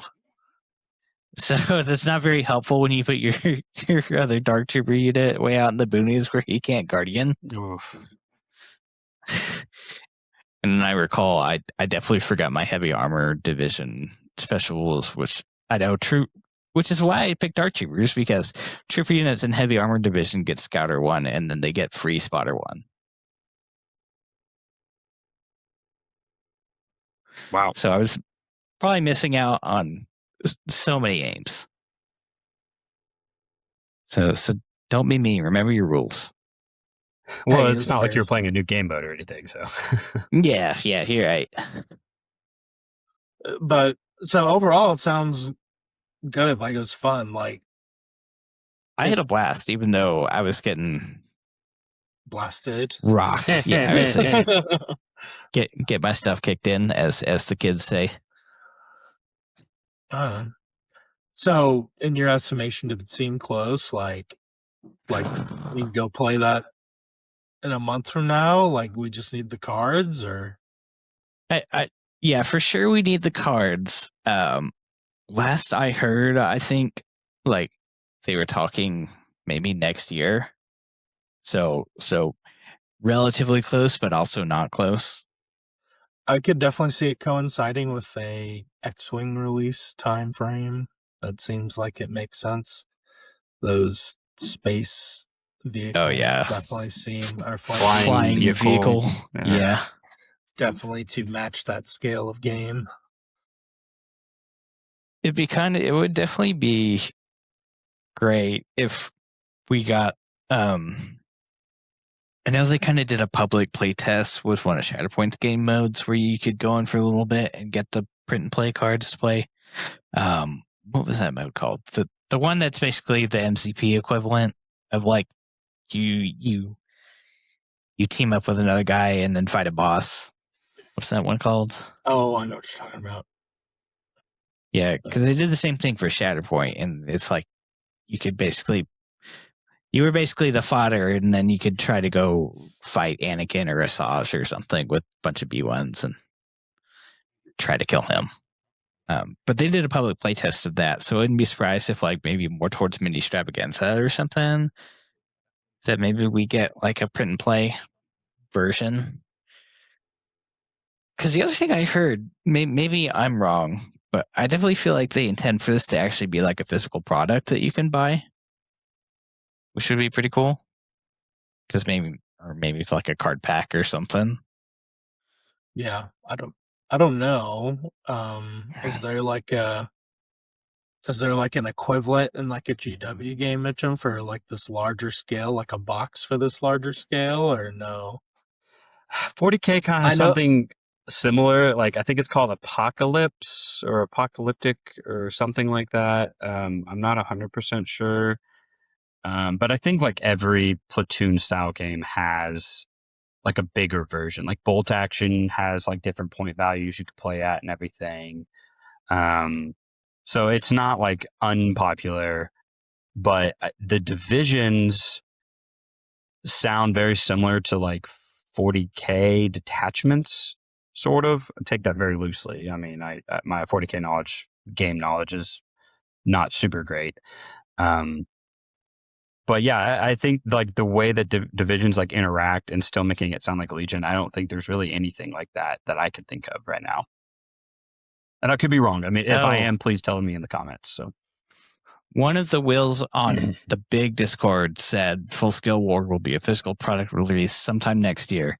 The Adepticon event was a true playtest experience right along with full play sets that's occurring right now. I mean, it makes sense. They're trying to put a lot of models in less boxes, so yeah. I think the other thing is they said some of the battle forces will be, compatible with it. And then the other thing is they do kind of want, let's see, what do you say? Yes, they want time played to be 3 to 3.5 hours.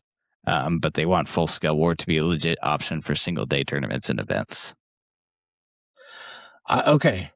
Kind of going to the announcements a little bit. I hope they do like a Full Scale War force where you can bring multiple Mando clan leaders, so it's like the clans kind of coming together to do the thing. So just saying, you can have that one for free. Well, cool. You guys got any other questions or final thoughts on the Full Scale War before we kind of talk about some of these announcements real quick? No, I think that's it. I'm kind of excited to kind of try it out. So yeah, I would definitely like to get when you run a demo games, Preston. when we get, some when he doesn't need a spreadsheet cards to build a list. Yeah, that, and like maybe I guess we could BS some kind of secondary deck and just like use normal command cards for now. But I mean, other than that, you could probably do it pretty easily. Yeah. Well, fortunately, we have plenty of other things to keep us occupied until that comes out. Yeah, we won't be putting together Mandos for the next 3-4 months after June anyway. I don't want to go too exhaustive on this. I'm sure a lot of people are doing analysis, but I just thought we could hit our highlights here. We were at the panel. I think the four of us sat right next to each other at the panel, actually. Yeah. If you want to see Matt and Mitchell freak out about Mandos getting announced, that video is on the channel. But yeah. Jedi Council, you guys can read that stuff. It's all available. But I did want to ask you all how you guys felt that it seems like each of these Jedi just have one unique. Initially, I was like, don't like that. But the explanation they gave is that they're putting more things onto the cards so that their goodness or playability comes from the unit, not necessarily the command cards, and that the command cards are like a special one time where they're like extra good. So I think I can kind of get on board with that philosophy. The fear, I think, initially when you're like, hey, they don't have any command cards, is that they're not going to have those power spikes. But if you're baking that into the unit, I think I'm okay with that. Yeah, I mean, they all have so many keywords. I mean, geez, how many? If they were given them, there's already so many command cards we're having to choose between as well already. So they do have a generic Jedi Council. I think they can all bring, right? Yes. There's 2 of them, so in a sense they have 3, I guess. But yeah, for sure. And Mace could have 2 1-pips. Yeah.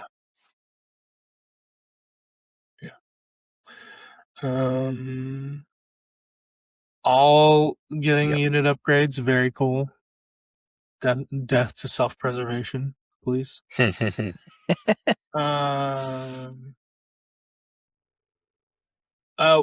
What'd you guys think of Admiral Trench? I feel like it's the continuation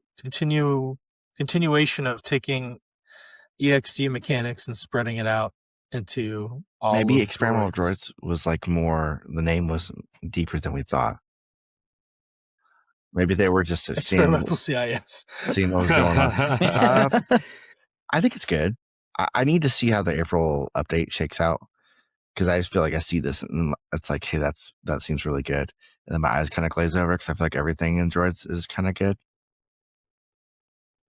So it's like, so I don't know how this really, as a non-droid player, I need like Justin to talk to me or something.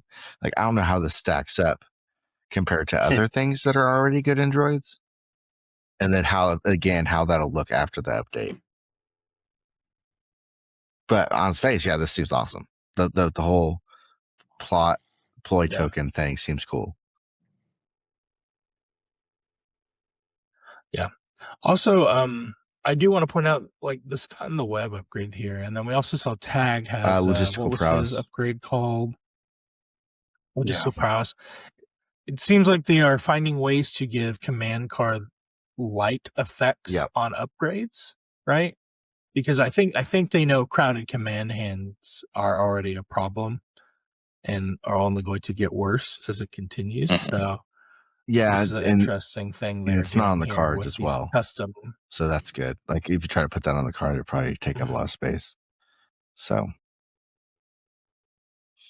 both ways, it makes sense. I guess we don't have Trench's we don't know. Never mind. I'm assuming there's a bunch of stuff on there though. I want to scroll down. I want to scroll down a little bit farther. Savage. I assume he's got cunning. Yeah. Randy has a dilemma. He's staring at 3 1-pips or 1-pip equivalents, and he can only take 2. So I think you just got to go on and leave Witch Magic at home, and throw that Dark Fury for the poison and the scatter. I'm very tickled about that ranged attack that he has. Also, I can play 4 1-pips with him and Maul, because I can at last Duel of the Fates. We shall start with Revenge, get Duel of the Fates back, and then Duel of the Fates again. Yeah, I was gonna say. So 3 of them are cunning. So you can command and control uplink, but I'll still get 3 other 1-pips. Awesome. So pretty gnarly. It's exciting to have some list building change up. He has the problem where he does not charge. He's got Enrage. But he can trigger it off his command card. He can take the wounds. Yeah, and that would be names. nice. So I think Fifth Brother's big Problem problem is solved he doesn't there. have a good Yeah. way to do it Yeah. to himself. So Yeah. double Pack rainbow, 2, Pierce 2, Ram 1, Ram double Rambo. That's Ram pretty good. makes that Better than for Obi-Wan. sure, because you're turning one of those blank whites into a Yeah, result. you're probably pushing 5 normally on average. Yeah, I like that, especially since he doesn't surge. There's a new Separatist Alliance command card that gives surges. Yeah. It's a one pip. It gives out No 3 wonder they orders killed too, it. right? Right. But it Tactics. does. The Yeah, one it's pip, like- and yeah, you it play does this with order Dooku, 3 it's a one pip units, that so does it's not 4 terrible. units. So that's I'm curious what 1 pip you leave at home, though. I guess this is a situation where I've Mhm. only elected to bring Yep. one of these guys, right? That's not Dooku. Oh, wait, no. Yeah, does Dooku have 6 or 3 command cards? well, he has the Yes, Savage sir. combo card too, Or I guess the 4 was the Savage. and now he's Oh, but Okay. that's a 2-pip. So he won't Yeah. get 6 until they do Pajama. and now Dooku. he's got a Or Savage 3-pip, I combo guess. card as well, right? Dooku does. There's a Separatist Savage card. I think He has will retinue. combo. Sorry, he has retinue Dooku. Yes, So or he there's- combos with Savage. Yeah, it's That's what it basically is. this. It's the same card as the Shadow Collect, but it's just who he retinues off of is different. cool. Excellent.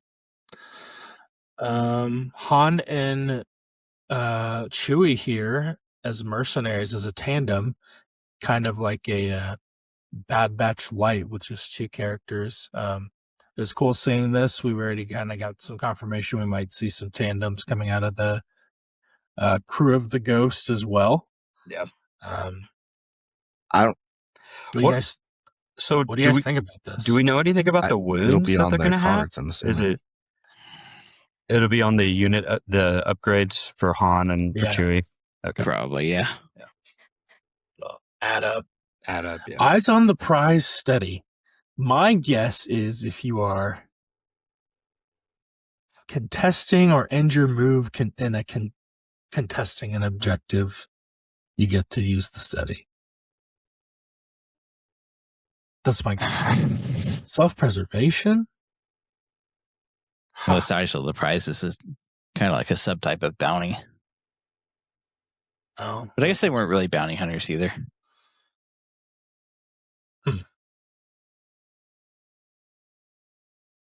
it's interesting. Just Courage 2. Yeah, Search no, crit though. it's all going to depend on what those. I know that's a dumb answer. It's all going to depend on what those unit cards do. And the It's points. just going to depend the podcast. It's like say the phrase, Matt. It's like it's points depend. Say the thing. So say the line. Speaking of possibly not points dependent, is this Anakin on a What do you guys bark? think about this? Jeez. I love the It's speed going to be 3. very fast. Immune Pierce, Yeah. cover 2. And speed of He 1. he doesn't Reposition is surge. nice on a bark. You can give it surges. It can be surging Reposition of a red. bark is huge. Cover 2. Immune Pierce.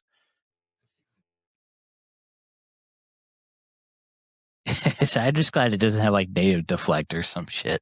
Yeah, he seems pretty killable, right? Yeah. Other than the fact that he can get away from threats, but an But it's operative, Anakin. He's not going to do that. Mm-hmm. a new operative for Gar, so that's I good. kind of like this Jedi Knight. He's got aid for clone troopers, defend 1, command vehicle 2. command vehicle. A vehicle, which Well, Anakin yeah, does not have. he's an operative. Although is command interesting. vehicle 2 seems kind of Yeah, I lame mean in it's the not Gar like army, it doesn't affect. Yeah, Courage 2 is not great, but though. Like everybody has Courage 2. I mean the lightsaber Lightsaber Defense seems Gold, Immune okay. Pierce is nice. Yeah. It's Is this better than got Anakin? it's got more dice than Anakin. Are they- less Pierce though? Are the Anakin It's command less cards going to guaranteed work damage. on Speeder Anakin? Surely they would. If Well, I was just thinking they about did the adding a same bunch thing of with white Wheelbike dice to Grievous his and like blaster Grievous. cannon attack. But who knows? I mean, it's gonna just go Anakin look. Skywalker. There's no other names to it, is there? That's what I'm checking.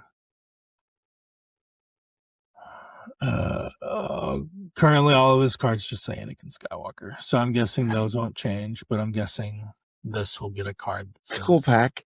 Mounted I'm Jedi interested to see. Oh well, okay. They have a Yeah. a generic. The Mounted Jedi General. That's what it is. So maybe he won't get a character card for that. Yeah, and then we don't know. We don't know. So I think the you box getting can both do of all these guys three, in the same right? box? You can do Obi-Wan, Anakin, or Jedi General. It might be Is two. it three or pick is it two? There's probably only two barks, and then you have to buy another one to get like the custom or I don't know. Yeah, whichever the third option you don't build. One of the boys, yeah. So find a buddy to split those boxes with. Rebel HRUs? Yep. Guerrilla Troopers? These guys are legit. I think they look awesome. They sound Yep. awesome. I'm excited. Yeah, they just have all Looks the like we got Empire a heavies. They have the HH-12 DLT, and- the RT-97Z, and then the rocket launcher, the HH-12. No T-21. No T-21.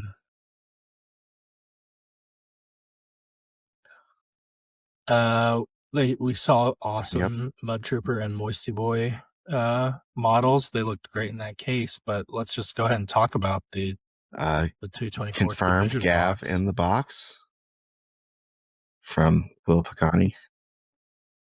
It is going to be a Chili's Gav because it's going to be spicier. Is what I Yeah. So what they see what they said, do. If right? they said there's going to be something to make it, be a little spicier. So we'll see what that is. See how that goes. Yeah, I don't know. Card. I think the fundamental problem of it is like it's short, and the way vehicle rules work with it being short, make it kind of difficult to maneuver at times. I still like it. I have a soft spot for it, but I think it needs a little love, especially with the wheel out. But hopefully it gets it. Hopefully it gets it in this force. And there's a new special edition custom officer, so that is pretty cool as well. Yeah. It's a good looking officer. And I guess they did tell us that there would be some new doctrines in this box. Did Pagani say that the Gav was going to get help? And so did I. In this 60 Battle seconds Force? ago. Just now. But yes. And then Mando's, are we picking our Mando house? I think everybody's gonna be talking about Mando's. What do we got? All right. Let's go right now. I'm already firmly within Clan Saxon, being a Shadow Collective player. I'm really excited at the prospect of Rook being useful. And Gar possibly getting his arsenal. Mitchem's going at Clan some point. Kreese. Clan Kreese, baby. Preston, do you have 2%ers unite. You have a preference here? Probably just in the so we've got Clan Kreese, Covert, Death Watch, Clan Saxon, Clan Red, and then the Covert. I think a lot of people will. I think that's going with and the that's the Covert. one that's coming in the box complete. So I think people are going to go. I'm either going to try to snatch up somebody's Ren stuff they don't want and try to go that direction, or maybe Death Watch. That's right. Ren's the other one. I just need, or maybe like House Matt, House X-1. Who knows? Maybe do a custom and then do like black and gold or something. But yeah, we'll have to see what it's like. I'm gonna sit on that fence until I see some doctrines. I'll probably be elbows deep in 224s at that point as well. Yeah, I can't remember. I think they call them like clan traits or something like that, which is basically doctrines. The Mandalorian Army box. These are going to be your basic core and special forces and supports that the clan leaderships will all make use of and share their special keywords down to give them their flavor. Yeah, it does. Yeah, it does. This new den looks awesome, right? It does. Oh, yeah. I like the Grogu, too. The Grogu looks really good. All the models look good. I kind of dig on the armor. I know she doesn't have a ranged attack. And she's the commander. She's got a lot of aura. Yeah. A lot of aura. She's going to bonk some There's a lot of cool stuff. I mean, I think everybody's going to be talking about Mandos. I think everybody's going to be buying Mandos. So 1,000%. If you are an LGS, don't skimp out on stocking up on this release. This is, I think you'll be sad if you don't stock up well on this release because this one's going to sell. Just the Mandos. Buy at least 2. Yeah, so you get like kind of a custom commander here with the leader, and then we've got your operative, which can be a bounty hunter or who knows what the other doctrines will be. This is the only one we've seen confirmed to work in Empire. I wouldn't be surprised if Clayton Saxon could go in Empire. I mean, I'll be looking to throw him in Empire for sure. So very cool. Art looks great on all of it. They showed a lot of Clan Kreese stuff. Pretty good. I wonder what that gun's going to be like. But big boy. Yeah, that guy's a chunky boy. But hey, Bo-Katan's got the Darksaber. Bo-Katan has the Darksaber. I would not be surprised if every commander for each clan could take the Darksaber. That seems thematic to me. Yeah, that's fair. Like, I don't know if their model will have it, but it makes sense, right? I think everyone we've seen and would suppose, like, I assume Sabine's going to be takeable in Clan Ren. She's got a Darksaber. Doesn't Gar have it for like 2 seconds before he gets killed? I think. We've already seen Den with it. So. Oh, the gun. There's the gun right there. Yeah, there you go. Oh, here we go. Surging red. Surge to hit with the repeater blaster. Pretty cool. Steady. Pervious, steady. Speed 2, steady. Yeah. He's kind of legit. Courage 3. I'm interested to see what the upgrade options will be. Print and play rules coming. The release. We got this ominous image for the points update. George on the assembly line. You guys got any good guesses? Well, obviously they're being assembled. Stonks. So droid buffs. Stonks. Stonks. They're being upgraded. My guess is it has something to do with suppression. Just because AI isn't as bad anymore. AI basically does nothing. They already have their identity with all the orders, I feel like. So just make them play more of a normal suppression game to everybody else. Not me. Fighters. Fang fighters, X-Wings, TIE fighters. I don't know if we got anything else. Oh, there was a leak. Wasn't there an Asmodee store? Vulture droid. For pre-orders, Vulture droid. Buzz and droids. It was a V-Wing. Right? Yeah. Which makes sense. It makes sense. It all tracks. For a Gar, Yeah, it's. I didn't hear about this leak. Yeah, they had like early pre-order preview or something up on one of the European Asmodee sites or something. But I think the only one that didn't get leaked was the Empire one, which is kind of obvious to suss out unless we're just really going left field. But then they should. Let's go. TIE Infiltrator, baby. give me the TIE Phantom. I could go deep on the X-Wing lore on the ships we could do. But yes, they are 2027. So Very cool. But yeah, a lot of upgrades. I mean, I'm going to be the 224th box, and then Mando's coming out. I'm going to be in trouble. And if you guys think this feels a little light, remember all the re-releases are still happening that aren't being shown. Right, here. Yeah. And some of those are probably going to include some of the new cards, right? Because all the Shadow Collector boxes are coming out, so you're going to get new Gar Sacks and stuff, or Clan Sacks and stuff in there. And I'm sure there's other surprises. Yep. We'll get a mini Strab along the way. After the Wookiee buffs hit, I'm going to be back. I paid more Wookiees, so.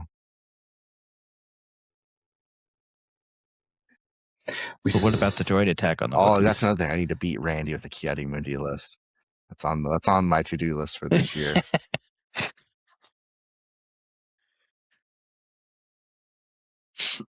I won't even dignify playing against that trash. I thought you'd want to kill him. There you go, free win. I'm giving. I do want to kill him, but like I want to actually burn the model, like the physical. I have to model, keep buying new high council boxes to keep breaking my Kiadi Mundi models. Man, they just keep selling out of these Jedi Council boxes in Oklahoma for some reason. Man. Yeah. What is going on? Okay. Well, great. Hey, let's finish it off with one of our backer questions here. Shout out to Tim, one of our trusted agents. Thanks for being a backer. And his question is, why does Matt want to suffer by playing Wookiees, then start to play Empire? Is that like a general question? Is that a two-part question? Why does Matt want to suffer by playing Wookiees? Seems pretty pointed to me. But Wookiees weren't bad when Matt started playing Wookiees. Well, I think it was more like you. Okay, yeah. You chose to go to Empire. I and continue to suffer. At my heart, in my core, I'm like a little bit of a hipster, like Legion wise. So I always try to buy low. So I always try to pick like something I think is not going to be good, and then try to like do okay with it. But I think Empire is actually a good spot now. Not the kind of Empire I'm playing, but I think there are good Empire lists out there. So I'm not going to say Empire is a bad faction. But I do try to get into factions that especially locally, I see people aren't playing. It's kind of what I try to do. So I don't know if that's the answer to that question. Yeah. No, I get that. It's like when you go to order a restaurant, it's like, man, I'm going to order this. And then someone's like, oh, I'm going to order this thing. It's like, dang it. Yeah. Figure out something else. No. Yep. Yeah. My uniqueness. So yeah, I'm just want to be a special snowflake. Yeah, maybe that's me trying to pack in excuses for why I don't do well. Who knows? We don't need to get it. We don't need to get into the psychology of special snowflake. You're gonna have Thrawn on the table like everybody else. I thought I'm painting all these core. I would never. But I might be looking to do some Blizzard here. We'll see. I think you need to unlock Tarkin. I feel like he's looks so simple, but I feel like pull the strings. Yeah, I'm trying. Maybe give us in the comments what's the best target for pull the strings? I think that Super Shore is pretty good. Yeah, I think a Super Shore is probably the way to go. Super Shores right now, though. It's mixed. Could you pull the strings on the Tack Strike turn for like a Death Squad? Would that be spicy? I don't think so, because you can't really trigger steady or relentless outside of your activation if anymore. You somehow save Targan for after a Tack Strike, and you were in range, which I don't know if you could do that, or it might be tough. Then you could pull the strings to shoot again, and maybe you have aims left over. Okay. Question: there is that new card where you can kill and get a VP, right? Yeah. The High Command 2-Pip? Yes. Do they have to have a face up at the time? Or can you give yourself essentially a third shot to pick that up by pulling the strings on one of those units? I don't think you need to have an order for it. Because that sounds kind of spicy. I will tell you for sure. It's not as good as you think. Okay. During the end phase, Okay. So you have multiple shots at it. But if one or more units issued an order with this card defeated one or more enemy commander or operatives this round, you score a VP. So you have until the end phase to trigger it, but they needed an order from the card. And it has to be out. Yeah. So you can still pull the strings, but and it get has to an be a extra commander and shot if you operative. can clean It has to be killed by somebody got an order from the card, and then they check that at the end phase. Yeah, I mean, you are kind of risking a wound at that point with one of your more expensive. You don't have to trigger the aim worth it. part of the clause of the deal though, and to not take the penalty from the aim or from that, you just have to kill. You just have to kill something. You don't have to kill the operative. You can just benefit from the VP. Oh, so you could just take all the reward and no risk. Oh, that makes sense. Gotcha. Well, you get a victory point. So yeah, no aim benefit, but you can get the VP. You still get a victory point. Yeah, it's good enough. Depends you on what should you think throw it in. Just it's a 2-pip that gives 2 orders to Empire units, and then just as an option. If you feel like you need it, take it. If not, just maybe see if you can get a commander or operative. Yeah. I didn't even realize you had to kill a commander and operative with it. It's going to be harder to pull off than people think, I think. Unless there's just some absolute hammer out there that I'm not thinking of. I mean, I guess you would pull the strings be good on riot squads? I mean, how close does he have to be to pull the strings? Is it range 1? So logically, it's 2. It wouldn't make sense. I mean, maybe situationally it would, but like on its face, you'd want to pull the strings on something that is worth more than Tarkin, or why wouldn't you just take another one of those things? Sure. So you have to find, a big, because he's 95 points. So that there's a lot of stuff in Empire that's less than 95 points. I mean, a back-to-back shore shot would be pretty massive. Just got to make sure they have aims getting fed. If range troopers get a buff, maybe there's something there because they can like auto target or whatever. They generate the aim when they target troopers. Can he take a gear slot to give him electro binocs? Does he have a gear slot? He does not. He has 3 you can get the shore to aim and then pull the out. So that's great. Is there you ever taken 3 command? Because I feel like improvised orders make sense. I feel like you can maybe say there's got to be stuff we don't. But I don't know. And that's like a stretch. But I just don't know what maybe Underworld if you're bringing bounty hunters, but I don't think they synergize particularly well with bounty hunters. Because, I mean, Thrawn has 3 command slots, too. There's more options coming. Yeah. There's got to be stuff coming. Yeah. Well, great. Hey, Preston, thanks for joining us, man, and walking us through Foursquare War. I was super curious about that, and I had saw other people discussing it, so I'm sure that'll be really good. Thanks for having me. I look forward to our next hobby hangout, whenever that's going to be. Definitely by June at the latest with all the mangoes, but probably sooner than that for sure. So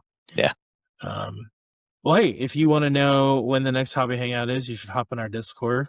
Make sure you like, subscribe, make sure you comment or subscribe for the prize giveaway when we hit our 750 subs. And also, you should remember that X and O is just a game away.